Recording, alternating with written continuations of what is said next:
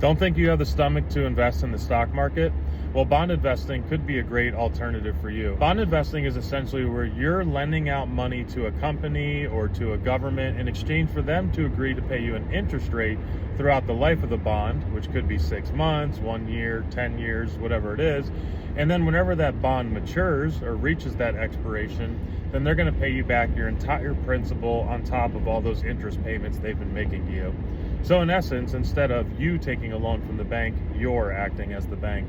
Now, there's all kinds of bonds that you can invest in. You can invest in federal government bonds, state bonds, municipal bonds, large cap companies, small cap companies, almost anything that you'd want to invest in. And typically the way that it works is that the U.S. federal government bonds are always going to be the lowest interest rate because they have the lowest perceived risk of defaulting on that debt.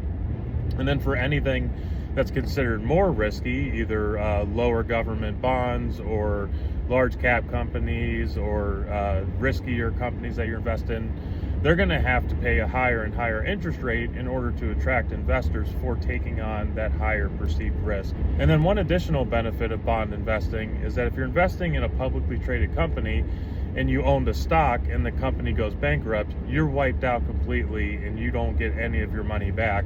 However, if you're a bond investor, you're considered higher priority of getting your money paid back. So if they sell off their assets, their equipment, their real estate, and they have some funds, bond investors will get paid back before a stock investor would get paid back. So while it's not completely risk-free, bonds can be a great component to an overall portfolio in order to balance out the volatility of your higher risk investments.